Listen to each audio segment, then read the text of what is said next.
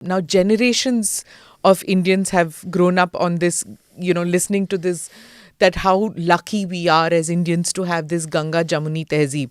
Now you come with this very uncomfortable truth, which tries to shatter, I don't know whether it has shattered it or not, this fiction which you call. Right. So please explain to me what this is about.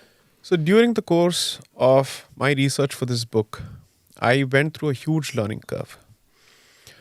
My preconceived notions about the so-called independent movement around that particular period, its leaders, everything changed.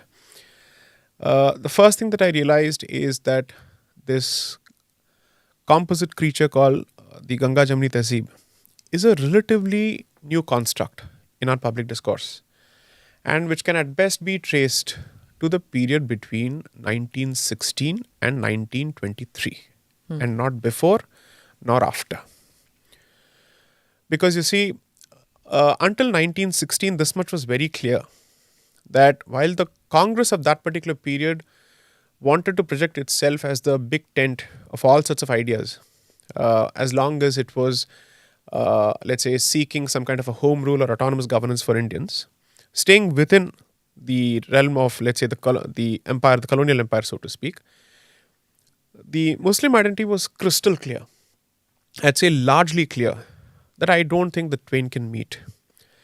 And one of the foremost persons to make this point was Sir Syed Ahmad, because most people assume that it is the creation of the Congress which led to his own views on the two-nation theory. But the fact of the matter is, those views preceded the creation of the Congress by at least 50 years, thanks to his own education in certain seminaries. I've mentioned all those facts. Second, 1924 also turned out to be one of those years which translated into severe introspection on the part of several Indian leaders, because they realized that in the process of supporting the Khilafat movement, and the non-cooperation effectively was meant to further the cause of Khilafat, it was not meant for Indian independence. That much is very clear. Nobody can make that statement whatsoever, because I've quoted Congress proceedings, I've quoted Muslim League proceedings. This is a myth that needs to be busted, and I think I've done that.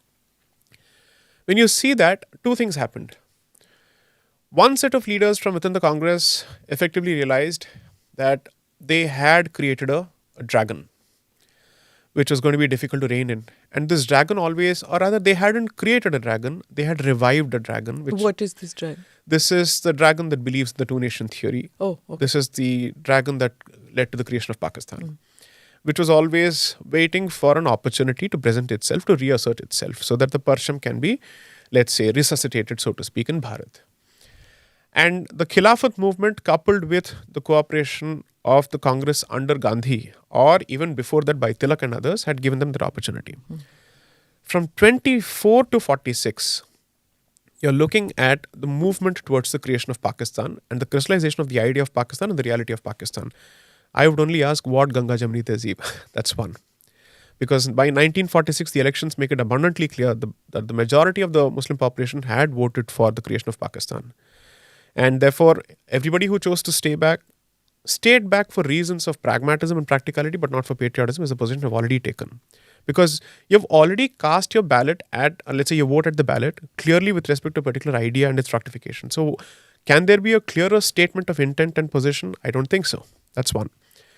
Now, I would then say that post-independence, the deification of this particular composite creature must be laid at the doors of the distortion of history, helmed under Pandit Jawaharlal Nehru and the Marxist Nehruvian coterie of historians that he put together, which actively sidelined people like R.C. Majumdar and others.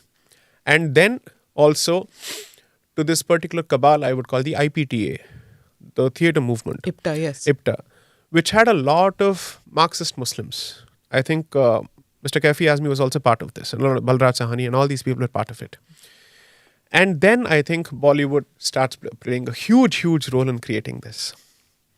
So we are told that Muhammad Rafi sang bhajans, and then we are told that Naushad set music for some of these bhajans, and that... They did, no? Of course they did. I'd say I'm not going to let a bhajan effectively come in the way of my larger picture of what happened in history. That is something I'm not going to buy that. Sai, if I may interrupt, you said it's in the 20th century, right? Right. That this Ganga Jamuni Tehzeeb. Correct. And there's no reference earlier, maybe not the term. Right. But tell me, the sentiment didn't agree. Suppose it didn't exist. Suppose we Right. were to just look back at, say, Akbar and Dine-e-Ilahi. Right. You've written about that in your book. Right. You've gone into great depths about that. Right. But I'm just asking you, because most people who've grown up think that, okay, there was this syncretic culture which was there, especially in the Ganga area. Right.